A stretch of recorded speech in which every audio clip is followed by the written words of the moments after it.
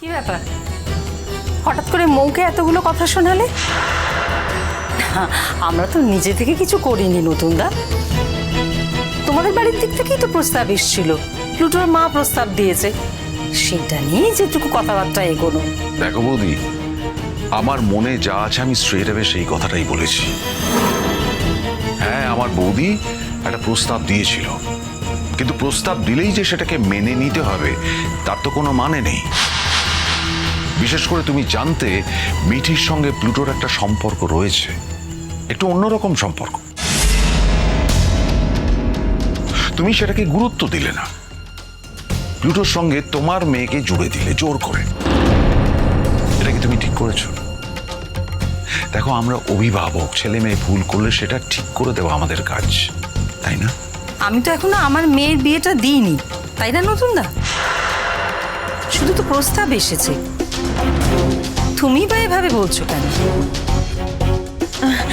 আসলে কি বলতো, নতুনদা তো মিঠিকে খুব ভালোবাসে, আর মিঠিটা কিরকম মন মরা হয়েছিল, আর মুখ গোমরা করে কটর কটর করে কতগুলো কথাও তো শুনিয়ে দিল নতুনদাকে।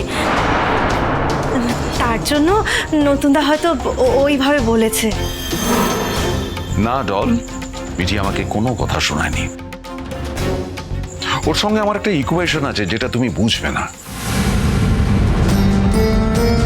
আসলে ওর আমার উপর অভিমান হয়েছে, এত বছর ধরে ওর ওই অভিমানের জায়গাটা আমিই ছিলাম, তো এখনো তার কিছু কিছু চিহ্ন ধরা পড়ে যায় ওর কথায়, তো আমায় কথা শোনায়নি। তুমি আসলে মিঠির কখনো কোনো দোষই দেখতে পাও না। ও আর একটা অদ্ভুত জিনিস দেখেছি জানো তো, আমাদের বাড়ির লোকেরাও যদি মৌ কোনো ভালো কাজ করে সেটা দোষ হয়ে যায়, আর সেই একই কাজ যদি মিঠি করে তাহলে সেটা দোষের হয় না। যাকে যদি এত কথা শুনতে হবে জানতাম, তাহলে আজকে এখানে আসাটাই আমি বন্ধ করে দিতাম। না বৌদি, যে ইস্যুতে আমি তোমাকে কথা শুনিয়েছি সেই ইস্যুর সঙ্গে এখানে আসার কোনো সম্পর্ক নেই। ভবিষ্যতে যদি সেই ইস্যু ওঠে সেটা নিয়ে আমি আবার কথা বলবো। আমি যদি দেখি কেউ একজন মনোকষ্টে ভুগছে, অন্য কেউ তার আনন্দ করছে তার সেই কষ্টের কারণ নিয়ে, তখন অভিভাবক হিসেবে আমার খারাপ লাগবে বইকে। আসলে মিঠিকে তুমি অন্ধের মতো ভালোবাসো। হ্যাঁ, ভালোবাসি, ও যে আমার সন্তান সম। যাক, এখন এসব কথা বাদ দাও নতুনদা, তুমি সেটেল করতে যাচ্ছ, নিজের কথা ভাবো, দলের কথা ভাবো, তোমার ভবিষ্যতের কথা ভাবো। আমি বরং ভেতরে যাই।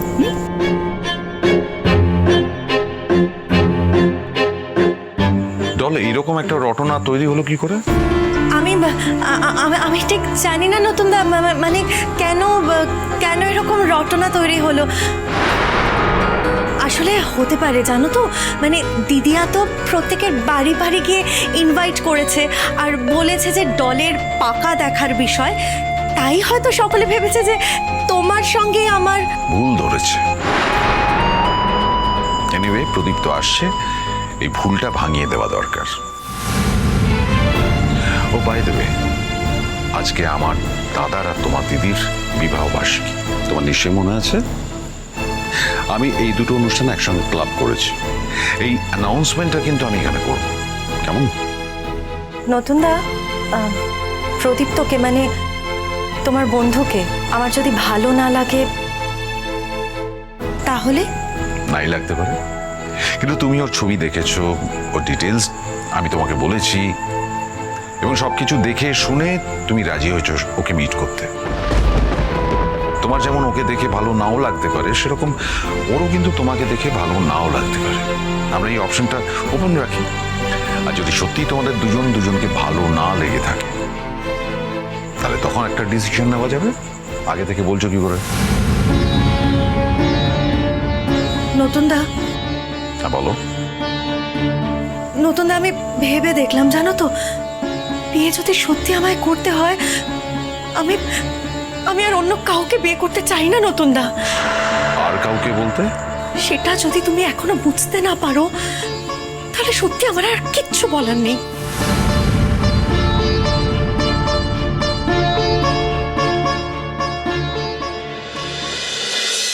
কিরে প্রদীপ্ত, আয়, এত দেরি করলি কেন?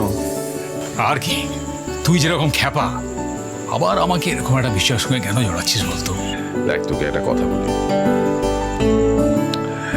অনেকদিন তো হলো, আমার এবার মনে হয়েছে যে তুই অনেকদিন একা আছিস, তোর আবার একবার সংসার করা উচিত। You must settle down again, you can give it a try.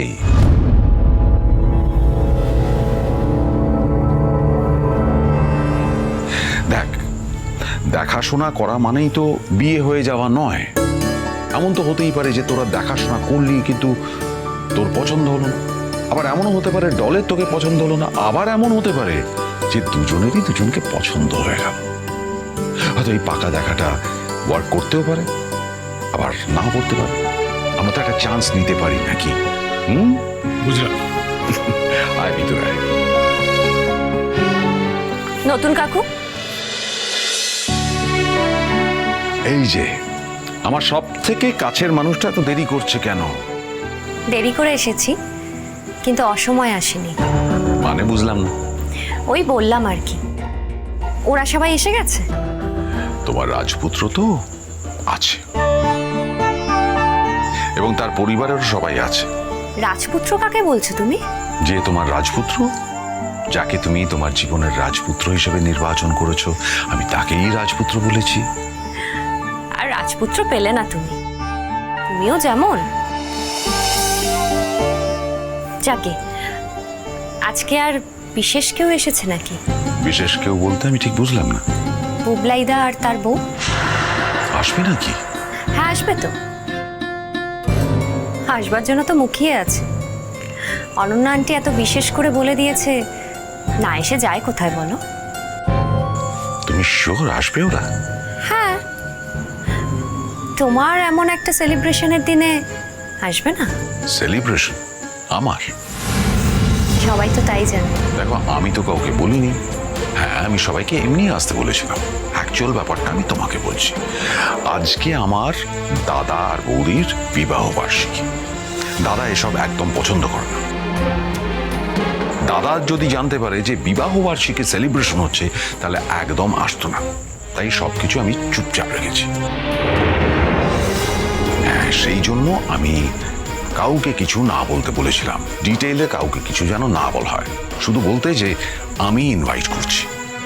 আমি জানতাম নতুন কাকু, তোমার উপর আমার কোনোদিন এক মুহূর্তের জন্য এতটুকু ভরসা হারায়নি।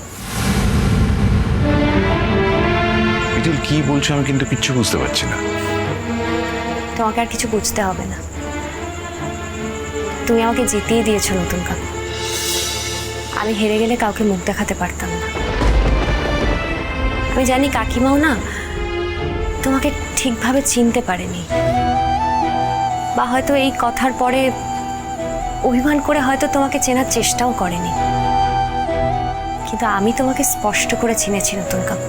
মিটিল কি হয়েছে বলো তো? কুর্চিও কিরকম কথা শুনিয়ে গেল আমাকে। আসলে ওই বাড়িতে থাকতে আমাদের মাঝে মধ্যেই এটা খাওয়া দাওয়া হতো, আড্ডা হতো, বেড়ানো হতো। আমি ওখান থেকে চলে আসার পর সেসব একদম বন্ধ।